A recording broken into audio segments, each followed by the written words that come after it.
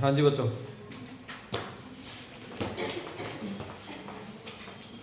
anomalous expansion of water.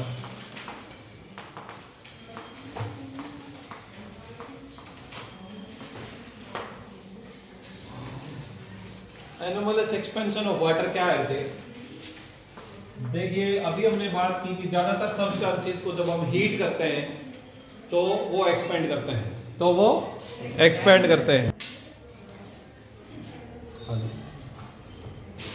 हमने बात की कि सारे मटेरियल्स, लगभग सभी मटेरियल्स हीटिंग पर एक्सपेंड करते हैं, है ना। और हमने तब ये भी बात की थी कि वाटर डिफरेंट टाइप का बिहेवियर करता है। तो एनोमलस बिहेवियर या एनोमलस एक्सपेंशन क्या है बेटे?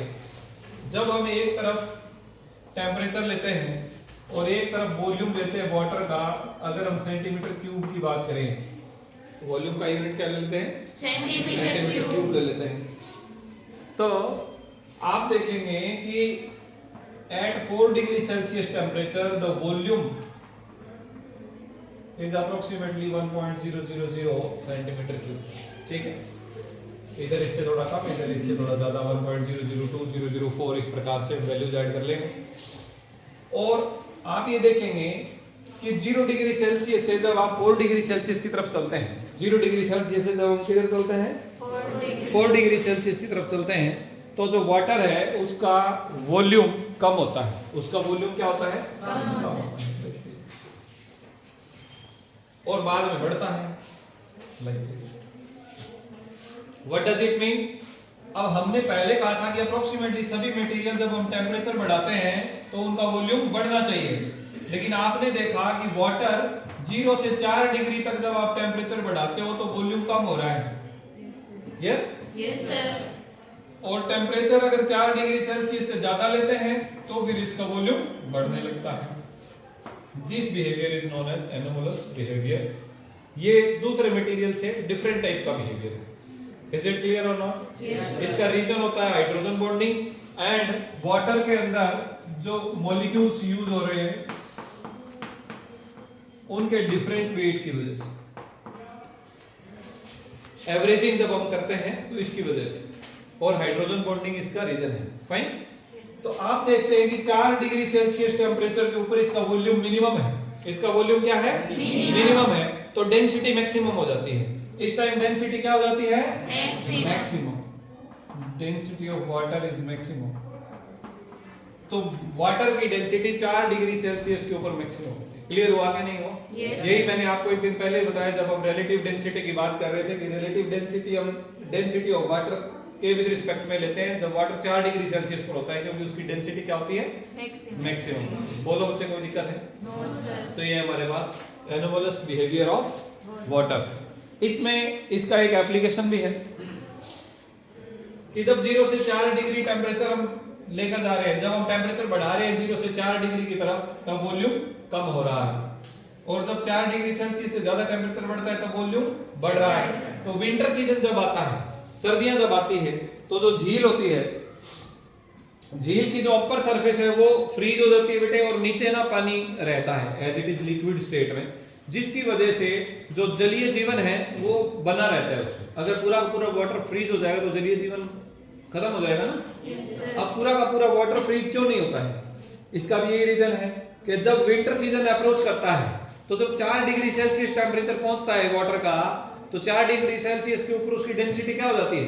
मैक्सिमम हो जाती है। डेंसिटी क्या हो जाती है? मैक्सिमम। तो 4 डिग्री सेल्सियस वाला जो मटेरियल है, जब उसकी डेंसिटी क्या हो जाएगी? मैक्सिमम हो जाएगी, तो जो हल्का मटेरियल है वो ऊपर आ जाएगा। हल्का मटेरियल कहां जाएगा? ऊपर आ जाएगा। जब हल्का ऊपर आ जाएगा तो वो लाइट वेट होने की वजह से जब अब टेम्परेचर और कम होता है, तो टेम्परेचर और कम होने से क्या होना चाहिए? 4 डिग्री सेल्सियस के बाद में अगर हम टेम्परेचर कम करेंगे, इधर तो हम टेम्परेचर बढ़ा रहे हैं तो वॉल्यूम कम हो रहा है, टेम्परेचर कम करेंगे तो वॉल्यूम क्या करेगा? बढ़ेगा। जब वॉल्यूम बढ़ेगा, एक्सपेंड होगा, तो 4 डिग्री सेल्सियस से 0 डिग्री सेल्सियस की तरफ जाएगा, तो ऊपर की जो सरफेस है वो पहले फ्रीज हो जाएगी। 0 डिग्री सेल्सियस अपर सरफेस का पहले पहुंच जाएगा, तो वो क्या हो जाएगी? फ्रीज हो जाएगी। और नीचे का जो टेम्परेचर है वो 0 डिग्री सेल्सियस से ज्यादा टेम्परेचर के ऊपर मेंटेन रहेगा, जिसकी वजह से जो वाटर है झील के अंदर अपर सरफेस को छोड़ दें तो नीचे एज इट इज वो लिक्विड स्टेट में रहता है, जिसकी वजह से जो पानी के अंदर रहने वाला जीवन है वो सारा मेंटेन रहता है। बोलो बच्चे कोई दिक्कत है? तो ये एनोमलस एक्सपेंशन ऑफ वाटर की अभी हमने यहाँ पर बात की। अब हम बात करेंगे बेटे ग्राम स्पेसिफिक हीट। किसकी बात करेंगे? ग्राम स्पेसिफिक हीट। इसे सिंपली स्पेसिफिक हीट भी बोलते हैं। सिंपली स्पेसिफिक हीट भी बोला जाए तो भी हमने समझना है कि वो किसकी बात कर रहे हैं? ग्राम स्पेसिफिक हीट की। स्मॉल सी से रिप्रेजेंट किया जाता है इसे, कैपिटल सी नहीं, स्मॉल सी से रिप्रेजेंट किया जाता है। Is it fine? अब ये क्या है भाई? स्पेसिफिक हीट क्या है समझिए। किसी भी सब्सटेंस का 1 ग्राम मास, किसी भी सब्सटेंस का 1 ग्राम मास का टेम्परेचर 1 डिग्री सेल्सियस बढ़ाने के लिए हीट देनी पड़ेगी कि नहीं देनी पड़ेगी? टेम्परेचर बढ़ाना है तो हीट देनी पड़ेगी ना। तो 1 डिग्री सेल्सियस टेम्परेचर बढ़ाना है 1 ग्राम मास का, तो कितनी हीट देनी पड़ेगी? उसे बोलते हैं बच्चों स्पेसिफिक हीट। उसे क्या बोलेंगे? Specific heat. Understood or not? तो स्पेसिफिक हीट या ग्राम स्पेसिफिक हीट क्या होता है? It is the amount of heat required to raise the temperature of 1 gram of a substance by 1 degree Celsius. किसी 1 gram substance का temperature 1 degree Celsius बढ़ाने के लिए कितनी हीट उसे देनी पड़ेगी, उसे आप क्या बोलते हैं? स्पेसिफिक हीट बोलते हैं या ग्राम स्पेसिफिक हीट बोलते हैं। भावना समझ आया? डेफिनेशन बता सकते हो? बताओ शाबाश। ग्राम स्पेसिफिक हीट किसे कहते हैं? 1 ग्राम मास किसी भी चीज का, जरूरी नहीं वाटर है, लिक्विड है, सॉलिड भी हो सकते हैं, ठीक है। 1 ग्राम मास है किसी सब्सटेंस का, उसका टेम्परेचर कितना बढ़ाना है बेटे? 1 डिग्री। मान लीजिए 14 डिग्री सेल्सियस पर, उसे 15 पर ले जाना है 1 ग्राम, तो उसको कितनी हीट तो देनी पड़ेगी कि नहीं पड़ेगी? हीट जितनी चाहिए that is known as specific heat. That is known as तो इसकी डेफिनेशन आप लिख लेंगे। It is the amount of heat required to raise यानी बढ़ाना the temperature of 1 gram mass of a substance by 1 degree Celsius और by 1 degree kelvin. चाहे 1 degree Celsius बढ़ाओ चाहे 1 डिग्री केल्विन बढ़ाओ, क्योंकि दोनों का 1 डिग्री बराबर है। हाँ या ना बोलो? Yes sir. डिग्री केल्विन मैं गलत बोल रहा हूँ, वैसे केल्विन के आगे डिग्री बोला नहीं जाता है, तो अगर बाई चांस निकलता है तो यूँ समझिए कि डिग्री हटाना है। डिग्री केल्विन के आगे नहीं बोला जाता, सेल्सियस के आगे बोला जाता है, रूमर के आगे बोला जाता है, फ़ारेनहाइट के आगे बोला जाता है, रैंकिन के आगे बोला जाता है, बट केल्विन के आगे नहीं बोला जाता। Very good. चलिए ये था ग्राम स्पेसिफिक हीट। इसी में एक चीज और बताइए बच्चों, अगर 1 ग्राम मास का टेम्परेचर 1 डिग्री बढ़ाना है तो आपको स्पेसिफिक हीट चाहिए सी जूल्स में या कैलोरी में, जिसमें भी यूनिट जो भी यूज कर रहे हैं। अगर m ग्राम का टेम्परेचर 1 डिग्री सेल्सियस बढ़ाएं तो कितनी हीट चाहिए? m into c। अरे भाई 2 ग्राम होगा तो 2c चाहिए होगी, 3 ग्राम होगा तो 3c चाहिए, m ग्राम होगा तो mc। ठीक है जी। m ग्राम है, इसका टेम्परेचर 1 डिग्री बढ़ाने के लिए mc अमाउंट ऑफ हीट चाहिए, तो 2 डिग्री बढ़ाने के लिए 2 into mc, 3 डिग्री बढ़ाने के लिए डेल्टा t डिग्री बढ़ाने के लिए डेल्टा t। mc को किससे मल्टीप्लाई कर दें? डेल्टा t से। कोई दिक्कत? तो ये आपके पास हो गया total amount of heat given. आप किसी सब्सटेंस जिसका m ग्राम है, डेल्टा t अमाउंट से उसका टेम्परेचर बढ़ाना है। डेल्टा t मान लो 3 डिग्री, 4 डिग्री, 8 डिग्री, 10 डिग्री, जितना भी हो उतना बढ़ाना है, तो कितनी टोटल हीट देनी पड़ेगी? आपको पता होना चाहिए कि ग्राम कितने हैं, आपको पता होना चाहिए उसकी स्पेसिफिक हीट कितनी है और कितने डिग्री बढ़ाना है। तीनों को मल्टीप्लाई कर दीजिए, क्या आ जाएगा बच्चों? टोटल हीट आ जाएगा। क्या आ जाएगा? बोलो कोई दिक्कत है किसी बच्चे को? No sir. ठीक है जी, आगे बढ़ते हैं। तो ये आपके पास हो गया बच्चों ग्राम स्पेसिफिक हीट। एक बात और ध्यान देनी है, ग्राम स्पेसिफिक हीट का अगर मैं फार्मूला यहां से निकालना चाहूं तो क्या आ जाएगा? Q divided by m delta t। Q divided by clear हुआ? चलिए इसकी यूनिट की बात करते हैं। ऐसा यूनिट की अगर हम बात करें तो क्या आ जाएगा? हीट के लिए joule divided by kilogram, also divided by kelvin.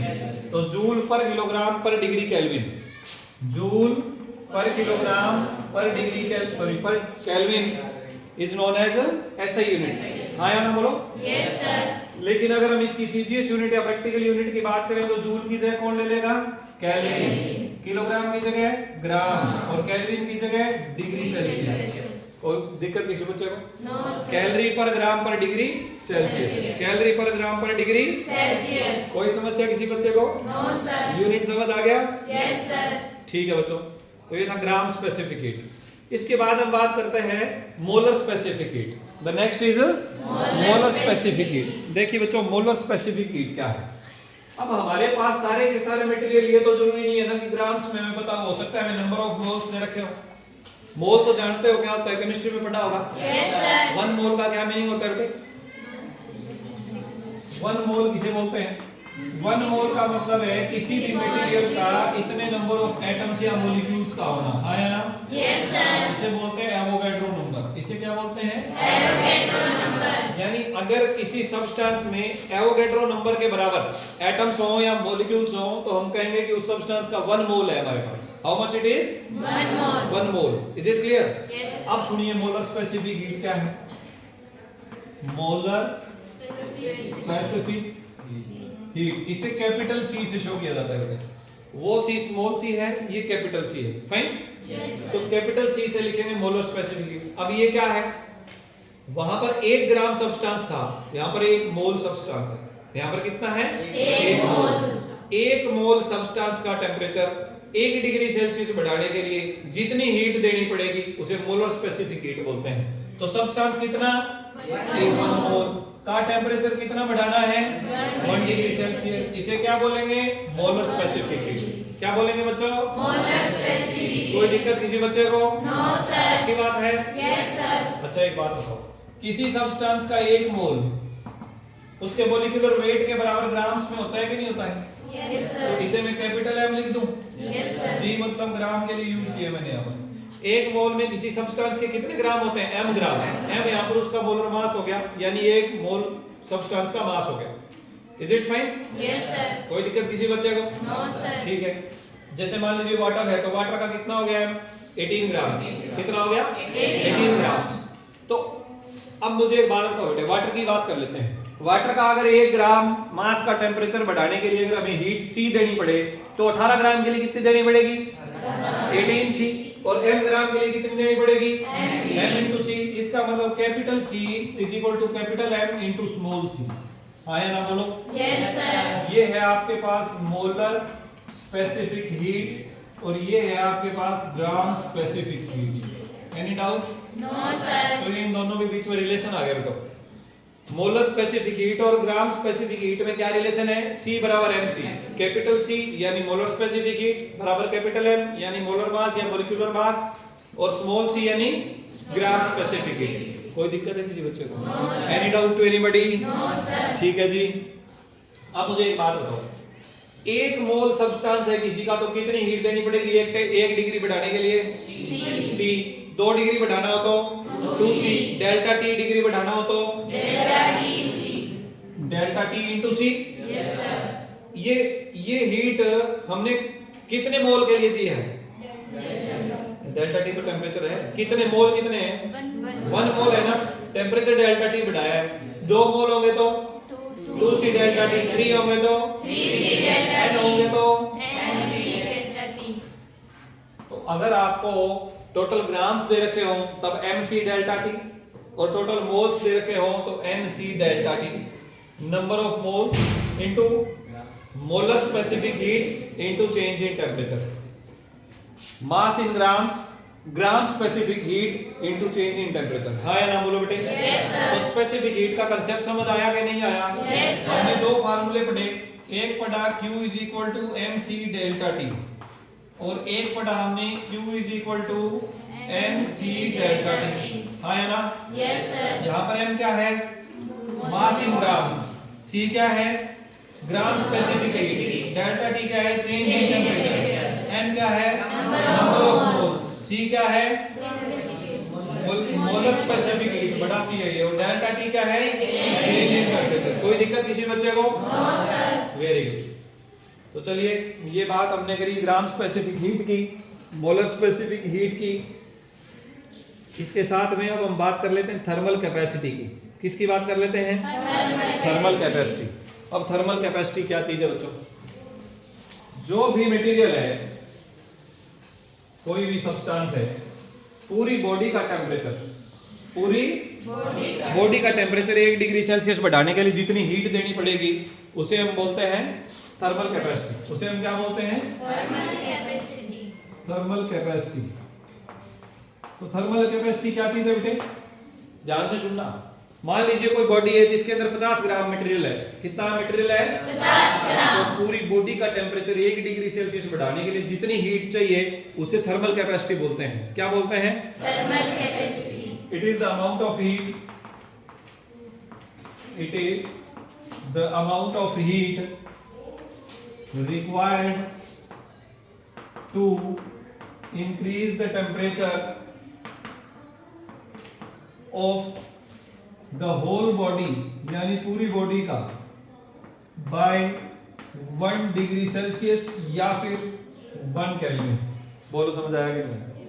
Any doubt to anybody? No sir. अब बताओ मुझे, अगर कोई बॉडी का 1 ग्राम है, कोई बॉडी का 1 ग्राम, तो उसका टेम्परेचर 1 डिग्री बढ़ाने के लिए कितनी हीट देनी पड़ेगी? स्मॉल सी, ग्राम स्पेसिफिक हीट। और बॉडी का अगर m ग्राम है तो तो ये है आपके पास thermal capacity.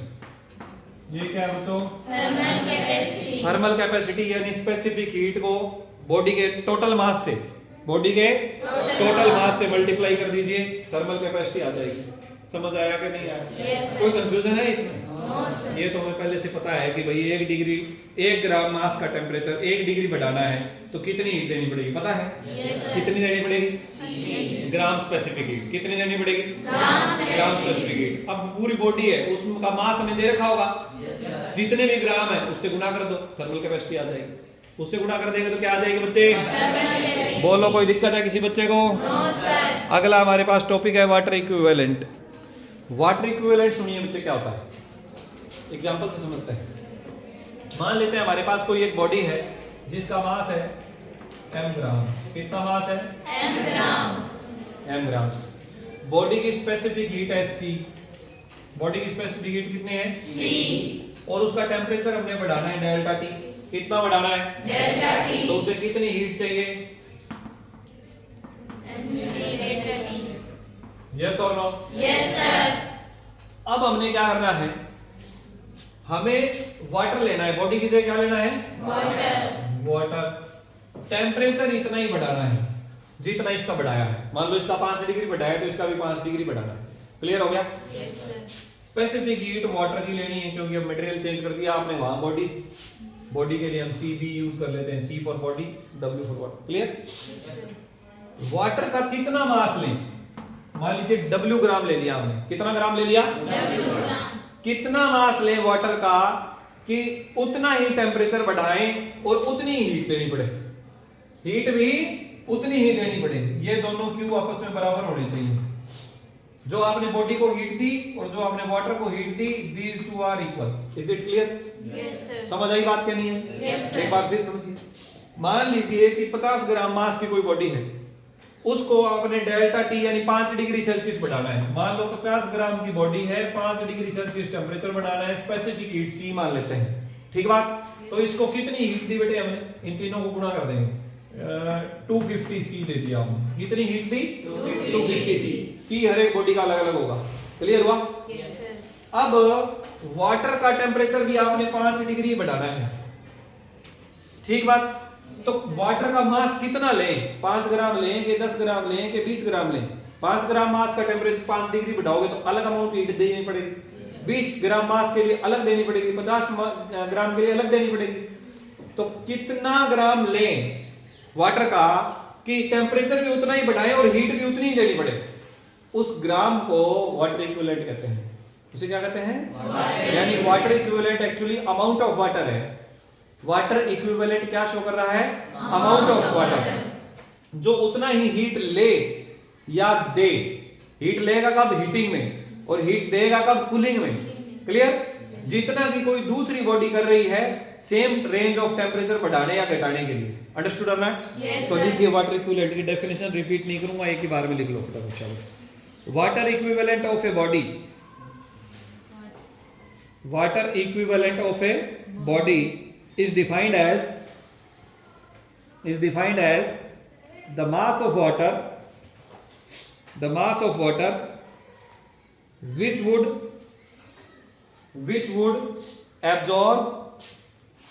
absorb or evolve,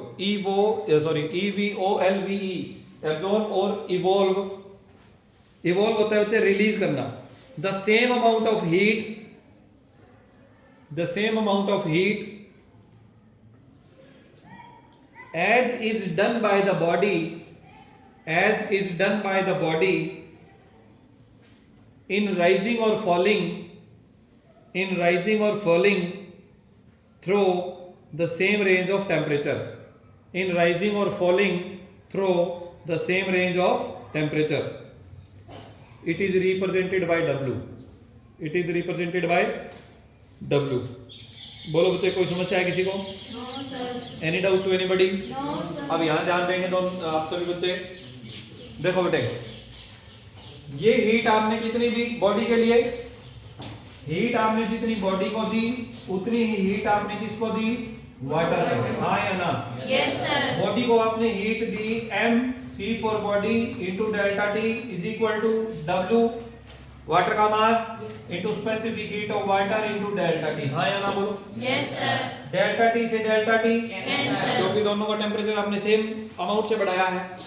water की स्पेसिफिक हीट सीजीएस यूनिट में यानी कैलोरीज में 1 होती है बेटे। कितनी होती है?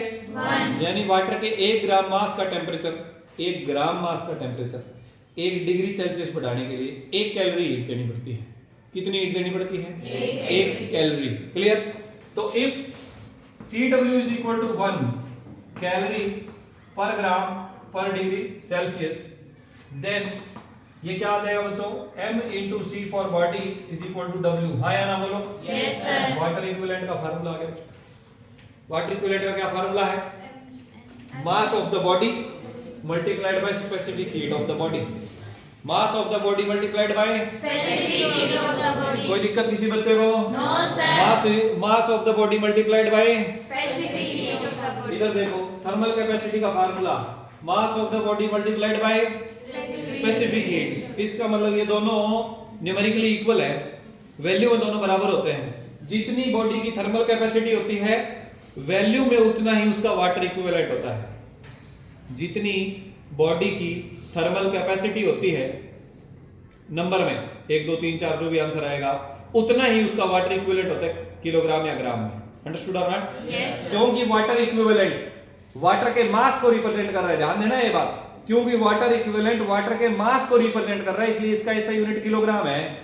इसलिए इसका ऐसा यूनिट क्या है? किलोग्राम। बोलो, कोई दिक्कत है? No, तो sir. वाटर इक्विवेलेंट का ऐसा यूनिट लिख लो किलोग्राम। वाटर इक्विवेलेंट का ऐसा यूनिट क्या है? Kilogram. Any doubt to anybody? No, sir. ठीक है जी। और थर्मल कैपेसिटी का ऐसा यूनिट क्या है? जूल पर केल्विन। थर्मल कैपेसिटी का ऐसा यूनिट क्या है? जूल पर केल्विन। इसका ऐसा यूनिट है बच्चों जूल पर केल्विन, और इसका ऐसा यूनिट है बच्चों किलोग्राम। तो ये दोनों सेम नहीं है, दोनों अलग अलग बातें हैं, सिर्फ आंसर सेम होगा यानी नंबर में सेम होंगे दोनों। Understood or not? Yes, sir. अगर आप किसी बॉडी की थर्मल कैपेसिटी कैलकुलेट करें तो उसका आंसर आएगा, मान लेते हैं कि 5 जूल पर केल्विन। इसका मतलब उस बॉडी का वाटर इक्विवेलेंट 5 किलोग्राम होगा। Understood or not? Yes, sir. ठीक है जी। तो ये था बच्चों water equivalent and thermal capacity. हमने साथ में पढ़ा specific heat capacity and molar specific heat capacity. Any doubt to anybody? No, sir. जब हम स्पेसिफिक हीट ऑफ सॉलिड्स की बात करेंगे, स्पेसिफिक हीट ऑफ सॉलिड्स सिर्फ सुनना है, कुछ खास नहीं है। हीट के लिए नोट कर सकते हो specific heat of solids. Solids जो होते हैं बेटे उनका वॉल्यूम कांस्टेंट रहता है Yes, या sir. चेंज होता है? Constant. अप्रोक्सीमेटली कांस्टेंट रहता है लगभग। अगर कम टेम्परेचर रेंज की हम बात करें तो अप्रोक्सीमेटली कांस्टेंट माना जा सकता है। और लिक्विड्स का भी लगभग भाई बहुत ज्यादा तो चेंज होता ही है, बट वैसे nearly for small temperature range के लिए वो भी कांस्टेंट जैसा होता है। लेकिन गैसेस का जो वॉल्यूम है और प्रेशर जो है वो टेम्परेचर के साथ ज्यादा चेंज होता है। क्लियर? Yes, sir. तो जब हम तीनों की बात करेंगे, स्पेसिफिक हीट ऑफ लिक्विड्स जैसे हमने अभी बात किया, स्पेसिफिक हीट ऑफ सॉलिड्स जैसे अभी हम डिस्कस कर रहे हैं, और गैसेस जैसा हम आगे चलकर करेंगे, तो आप देखेंगे कि गैसेस में आप specific heat at constant volume at constant pressure अलग अलग बात करेंगे। यानी स्पेसिफिक हीट अगर गैस का वॉल्यूम कांस्टेंट रखेंगे तो अलग होगी, प्रेशर कांस्टेंट रखेंगे तो अलग होगी। लिक्विड्स का केस अलग है। सॉलिड्स में वॉल्यूम कांस्टेंट मान लेते हैं, इसलिए स्पेसिफिक हीट सिर्फ और सिर्फ कांस्टेंट वॉल्यूम पर होती है। सिर्फ और सिर्फ किस पर होती है? Constant volume. तो हम इसमें एक लाइन में ये लिख पाएंगे, आप अपने आप लिखेंगे, मैं आपको बता देता हूं क्या, कि as the volume of the solids is approximately constant, so its specific heat is the specific heat at constant volume. उसकी स्पेसिफिक हीट कांस्टेंट वॉल्यूम के ऊपर होती है। बोलो बच्चे, कोई दिक्कत है किसी बच्चे को? No sir. बाकी इसके बारे में हम आगे चलकर दोबारा फिर बात करेंगे, गैसेस, सॉलिड्स, सब के बारे में बातचीत करेंगे। Any doubt? No sir. ठीक है जी। वाटर की स्पेसिफिक हीट के बारे में मैंने आप बच्चों को अभी भी बताया, अप्रोक्सीमेटली 1 कैलोरी पर डिग्री सेल्सियस होता है, मतलब पर ग्राम पर डिग्री सेल्सियस। 1 ग्राम वाटर का मास 1 डिग्री सेल्सियस बढ़ाने के लिए 1 कैलोरी हीट देनी पड़ती है। Any doubt to anybody? No sir. एक बात मैं आप बच्चों को और बता दूं, जितना आसानी से हम पढ़ रहे हैं ये चीजें उतनी आसान नहीं होती है। जब हम इसके बिल्कुल अंदर डेप्थ में जाते हैं, गहराई में जाते हैं, तो चीजें अलग होती हैं। जब आप वाटर की बात करेंगे ना बेटे, तो टेम्परेचर बढ़ाने से या घटाने से स्पेसिफिक हीट बदलती है। चलो दोबारा फिर सुनो, सिर्फ वाटर की नहीं, लगभग सभी मटेरियल्स की। Approximately for all materials specific heat also depends upon temperature. Specific heat also depends upon, मेरे कहने का मतलब यह है कि कोई एक बॉडी है, उसका टेम्परेचर 0 डिग्री सेल्सियस है, 0 से 1 डिग्री ले जाने में जितनी हीट देनी पड़ेगी, 1 से 2 ले जाने में जितनी हीट देनी पड़ेगी, ये जरूरी नहीं कि 101 से 102 ले जाने में भी उतनी हीट देनी पड़ेगी। मेरी बात समझ रहे हो? कोई बॉडी है, मान लो ये चौक है, इसको हम टेम्परेचर 1 डिग्री सेल्सियस से 2 डिग्री बढ़ाना चाह रहे हैं, या पानी है उसका 1 डिग्री से 2 डिग्री बढ़ाना चाह रहे हैं, या शहद है, हनी है, सॉस है, वटेवर कुछ भी है, उसका टेम्परेचर आप 1 डिग्री से 2 डिग्री बढ़ाना चाह रहे हो, आपको कुछ हीट देनी पड़ेगी। क्या 101 डिग्री से 102 डिग्री तक भी उतनी ही देनी पड़ेगी? ये जरूरी नहीं है। ज्यादातर केस में ये दोनों अमाउंट अलग अलग होते हैं। तो मैं आपको ये कहना चाहता हूं बच्चों कि टेम्परेचर के साथ भी स्पेसिफिक हीट चेंज होता है। तो क्या फिर वो ये एक वेरिएबल मानकर चले? नहीं। एक स्मॉल टेम्परेचर रेंज में, स्मॉल टेम्परेचर रेंज यानी लगभग 100 डिग्री से कम, यानी 0 से लेकर 100 तक आसपास। ऐसा नहीं कि भाई -50 डिग्री सेल्सियस से लग जाओ और 6000 डिग्री केल्विन तक एक जितना ही हीट देना पड़ेगा 1 ग्राम के लिए ना। मेरी बात नहीं समझे अभी भी आप? मान लो एक मटेरियल है, इसका टेम्परेचर आप 1 डिग्री से लेकर 2 डिग्री तक बढ़ाना चाह रहे हो, और उसी मटेरियल का टेम्परेचर आप 6000 डिग्री से लेकर 6001 डिग्री तक बढ़ाना चाह रहे हो, तो दोनों बार अलग अलग हीट देनी पड़ेगी, हाँ या ना? Yes sir. कारण क्या है कि ये टेम्परेचर रेंज बहुत ज्यादा हो गया, तो टेम्परेचर के साथ स्पेसिफिक हीट चेंज हो रही है। लेकिन जब हम टेम्परेचर रेंज को कम कर दें, यानी 100 डिग्री से कम में ले ले, तो फिर इसे हम कांस्टेंट मान सकते हैं। तो फिर इसे हम, वेरी गुड। तो ये स्पेसिफिक हीट के बारे में था। तो वाटर की स्पेसिफिक हीट लगभग 15 डिग्री सेल्सियस पर 1 कैलोरी पर ग्राम पर डिग्री सेल्सियस होती है, जब वाटर का टेम्परेचर कितना हो, 15 डिग्री सेल्सियस हो। Clear or not? ठीक है जी।